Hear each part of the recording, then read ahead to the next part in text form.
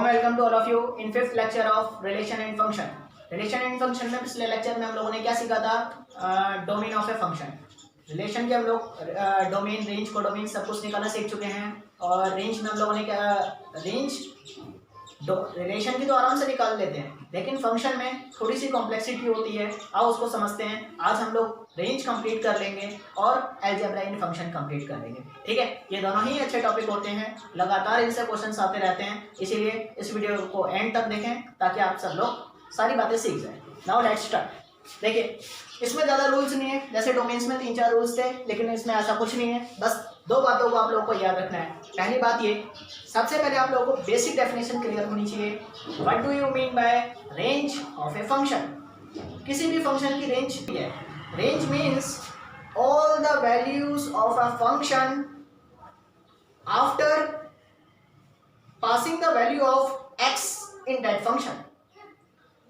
अगर function set ए से set B की तरफ डिफाइन हो रखा है, तो सेट ए की वो सारी वैल्यूज जिस पे वो फंक्शन डिफाइन होगा, जब हम उसको डालेंगे तो डालने के बाद, जैसे एक मशीन मान के चलिए, ये मशीन, इस मशीन में जो हम डालते हैं वो सारे के सारे डोमेन होते हैं। और मशीन में डालने के बाद अब ये फंक्शन है, फंक्शन में कुछ भी कंडीशन हो सकती है। फंक्शन 2x हो सकता है, फंक्शन x² + 2 हो सकता है, कुछ भी हो सकता है। फंक्शन में जब हम इन वैल्यूज को पास करते हैं तो जो वैल्यूज निकलती हैं, दिस इज द रेंज, ये रेंज होती है।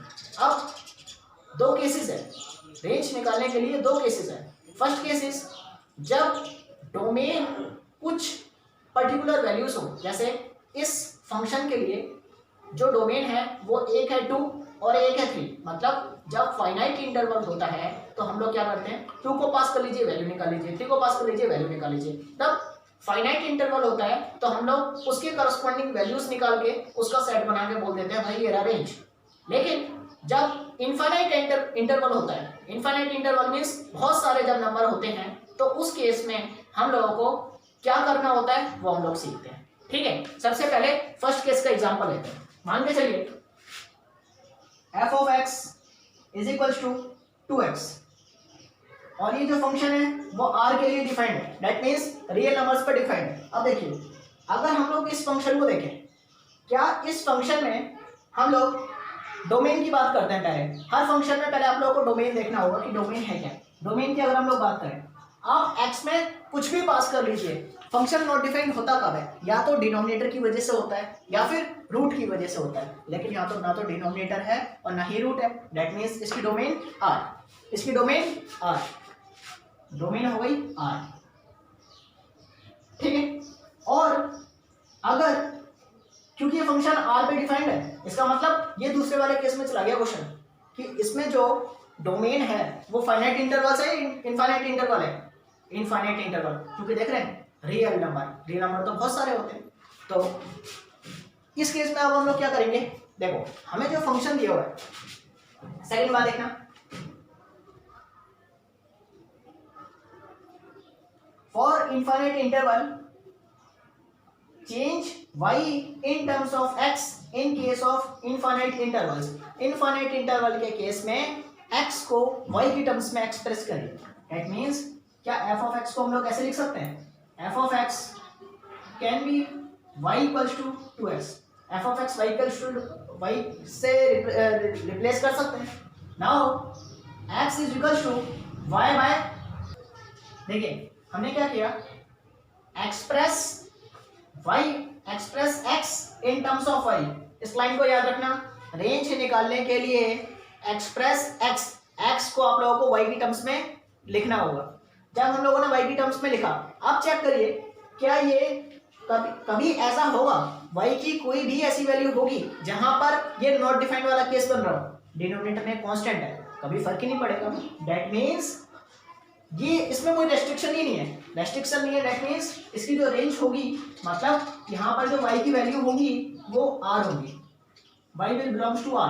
दैट मीन्स, और y ही क्या होता है, y ही तो रेंज होती है। इसका मतलब इस फंक्शन की जो रेंज होगी वो r होगा। रेंज, डोमेन भी r होगा, रेंज भी r होगा। और समझते हैं, हो सकता है आप लोगों को क्लियर ना हो। देखिए एक और एग्जांपल देखते हैं। इसमें हमें फंक्शन दिया हुआ है y = x² / 1 + x²। इसमें हमें सीधा रेंज निकालना है। देखिए जब हम लोग रेंज की बात कर रहे हैं, तो रेंज की अगर हम लोग बात करें, पहले इसकी डोमेन चेक करते हैं। डोमेन कहाँ कहाँ पर नॉट डिफाइंड हो सकता है, डोमेन में डिनोमिनेटर 0 के इक्वल नहीं होना चाहिए, that means 1 plus x square should not be equal to 0, x square should not be equal to 1 और एक्स, अच्छा 1 इधर जाके -1 होगा। और आप ही बताइए क्या एक्स स्क्वायर कभी -1 होगा, ये तो कभी होगा ही नहीं, दैट मीन्स इसका जो डोमेन होगा उसमें कोई रेस्ट्रिक्शन नहीं है, सारी वैल्यूज के लिए ये फंक्शन डिफाइंड है, that means domain is R, domain R. ध्यान से सुनिए, मैंने आप लोगों को क्या कहा था यहाँ पर, हाँ अभी हम लोगों ने क्या देखा था यहाँ पर, जब डोमेन इनफाइनाइट इंटरवल होगा तो उस केस में x को y की टर्म्स में एक्सप्रेस करेंगे, दैट मीन्स यहाँ पर अभी y नजर आ रहा है ना, यहाँ पर x होना चाहिए, उस साइड में y होना चाहिए, कैसे रिप्लेस करेंगे, क्रॉस मल्टीप्लाई करेंगे y, देखिए अब हम लोग क्या करेंगे, इसको y की टर्म्स में एक्सप्रेस करते हैं, क्रॉस मल्टीप्लाई करके y plus x square y, इसको इधर लेके आइए माइनस एक्स स्क्वायर, इसमें से x को बाहर लेते हैं, y को उधर भेज देते हैं, दैट मीन्स माइनस वाई, यहाँ से एक्स स्क्वायर को कॉमन लिया, y-1, अब इसको डिनोमिनेटर में भेजना है, x square equal to minus y by y-1। कुल मिलाकर अपना टारगेट क्या था, आपने टारगेट दिया था कि हमें यहाँ पर क्या नजर आना चाहिए, x नजर आना चाहिए, इस स्क्वायर को भी गायब कर दीजिए, x equal to minus y by y-1 under root. अब आप लोगों को क्या देखना है, ये देखिए क्या express x in terms of y की टर्म्स में एक्सप्रेस करना था, क्या एक्सप्रेस हो चुका है। अब हम लोगों को चेक करना है कि यहाँ पर क्या क्या रेस्ट्रिक्शंस हैं, देखिए दो ही रेस्ट्रिक्शन होती है, डिनोमिनेटर में 0 नहीं बनना चाहिए, तो उसके लिए क्या करें, y-1 should not be equal to 0, that means y should not be equal to 1। एक कंडीशन अप्लाई करके पता चला कि y की वैल्यू 1 नहीं हो सकती, दूसरी कंडीशन अप्लाई करते हैं, सेकंड कंडीशन अब अप्लाई करते हैं, फर्स्ट कंडीशन से पता चला कि y की वैल्यू 1 नहीं हो सकती, सेकंड कंडीशन क्या है, डिनोमिनेटर का पूरा नंबर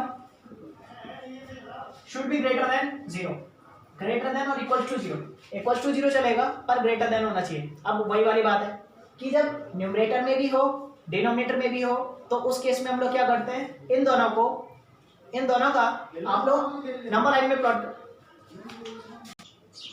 ठीक है। अब देखिए इसमें कैसे सॉल्व करेंगे, जैसे हम लोगों ने पिछली बार क्वेश्चन किया था, अब देखिए इनका दोनों को जीरोस नंबर लाइन में प्लॉट कर लीजिए, यहाँ से जीरोस इक्वल, इसको जब इक्वल टू 0 रखेंगे तो वैल्यू क्या मिलेगी 0, इसको जब इक्वल टू 0 लिखेंगे तो वैल्यू क्या मिलेगी, वैल्यू मिलेगी 1। अब आप लोगों को चेक करना है कि कौन सा सेलेक्ट करना है, अगर हम यहाँ का कोई नंबर डालें 1 से ग्रेटर कोई नंबर डालिए, 5 डाला, 5 डालने पर क्या होगा, 5 माइनस 1 यानी कि 4, नीचे पॉजिटिव और यहाँ पर 5 को डालने पर क्या होगा, नेगेटिव का नंबर आएगा। कुल मिला के यहाँ से ओवरऑल नेगेटिव साइन रहने वाला है जो भी नंबर आएगा। फिर यहाँ की वैल्यू जब पास करेंगे तो आप लोगों को मैं बता ही चुका हूँ कि अगर ऑड पावर होती है तो साइन चेंज हो जाता है, यहाँ नेगेटिव, यहाँ पर नेगेटिव साइन, पॉजिटिव साइन, फिर यहाँ पर फिर से साइन चेंज हो जाएगा, नेगेटिव साइन। ये साइन का ऑर्डर मैं आप लोगों को पिछले क्वेश्चन में बता ही चुका हूँ, ठीक है। तो कुल मिला के हमें सेलेक्ट क्या करना था, ओवरऑल हमें पॉजिटिव नंबर सेलेक्ट करना है, हमें पॉजिटिव नंबर सेलेक्ट करना था। और पॉजिटिव इंटरवल क्या है, पॉजिटिव इंटरवल ये है, that means y will belongs to 0 और 1 के बीच में रहेगा। 0 देखिए 0 क्या यहाँ पर जा सकता है, देखिए अगर हम लोग 0 पास करें, 0 इंक्लूडेड है, 0 लाया जा सकता है, दैट मींस 0 पर क्लोज्ड इंटरवल, 1 एक्सक्लूडेड है, 1 पे open interval. Is it clear. और y की वैल्यू ही तो रेंज कराती है, x की वैल्यू पास की जाती है और इस फंक्शन में से जो निकलती है y की वैल्यू होती है, तो जो वैल्यू निकली वही तो रेंज है, that means this is the range. Is it clear. Now next example is अब जो हम एग्जांपल लेने जा रहे हैं उसमें डोमेन इनफाइनाइट इंटरवल नहीं है, कुछ फाइनाइट वैल्यूज है। आप खुद ही देखिए, इस फंक्शन है x² + 2, यहाँ पर जो x की वैल्यूज हैं वो 2 से तो ग्रेटर है पर 5 से स्मॉलर है और x इंटीजर है, दैट मीन्स x की वैल्यू क्या 2 इंक्लूडेड होगा, 2 इंक्लूडेड नहीं है, 3 4 बस दो ही वैल्यू के लिए डिफाइन है। और अगर हम लोग 3 और 4 को इसमें पास करें तो क्या वही तो रेंज होगी, और पास कर लेते हैं। 3 पास करने पर 3 का स्क्वायर + 2 11, 4 पास करने पर 4 का स्क्वायर प्लस 2 18। क्या यही दो वैल्यू आई? That means our range is 11 and 18 only. Is it clear? Finite interval में रेंज निकालना बहुत इजी होता है। उन वैल्यूज को पास कर दीजिए, जो वैल्यू मिल गई वही रेंज। इनफाइनाइट इंटरवल में बस ये चेक करना होता है कहीं पर वो नॉट डिफाइंड तो नहीं हो रहा। कब? जब x को y की टर्म्स में एक्सप्रेस कर देते हैं तब। Is it clear? रेंज में हम लोग इतना ही सीखेंगे। रेंज में ऐसा नहीं है कि रेंज खत्म हो गया। Domain and range of a function अभी खत्म नहीं हुआ है। जब हम लोग क्लासिफिकेशन ऑफ फंक्शन पढ़ेंगे तो क्लासिफिकेशन ऑफ फंक्शन में इसको और आगे कंटिन्यू करेंगे, लेकिन अभी बेसिक जो इन्फॉर्मेशन है डोमेन एंड रेंज के लिए वो इनफ है। ठीक है, now we are going to start next topic which is algebra in function. Now we are going to discuss algebra in function. देखिए ये टॉपिक एक लल्लू सा टॉपिक है, इसमें ऐसा कुछ रॉकेट साइंस नहीं है, बिल्कुल फॉर्मेलिटी के तौर पे बस हमें इसे कंप्लीट करना है, बाकी इसमें कुछ भी सीखने लायक नहीं है। देखिए दो फंक्शन अपन लोगों को गिवन है, f x is this, g x is this. हमको ये सारी बातें फाइंड करनी है, कुछ नहीं करना होता। सिंपली एक बात को ध्यान से देखिए, एफ प्लस जी एक्स अगर कैलकुलेट करना है, it can simply be written as f of x plus g of x. अब आप लोगों को कुछ नहीं करना, एफ एक्स के नीचे एफ एक्स को लिख दीजिए, जी एक्स के नीचे जी एक्स को लिख दीजिए। सिंप्लीफाई करना आप लोगों को आता है। Same here, f minus g x we can write it as f of x minus g of x. Put the value, get the answer. Third, f g x means f of x into g of x. Put the value and get the answer. In the fourth part also, 3x square plus 6x plus 5 by x plus 1। आप लोग उसको quadratic के फॉर्मूले की according solve करना। दो factors बनेंगे, हो सकता है कट जाए, नहीं कटे तो ऐसे ही छोड़ देना, या फिर डिवाइड करके रिमाइंडर कुछ बच रहा होगा तो वैसे छोड़ना होगा। कुल मिला के आप लोगों को एक बात समझ आती है कि दो फंक्शन के बीच में जो भी साइन है वो डिस्ट्रीब्यूट हो जाता है और सिंपली हम लोग सॉल्व कर देते हैं। Is it clear? This is algebra in function. आसान टॉपिक था, कर। नेक्स्ट लेक्चर से हम लोग क्या लेने वाले हैं? नेक्स्ट लेक्चर से हम लोग स्टार्ट करेंगे क्लासिफिकेशन ऑफ फंक्शन।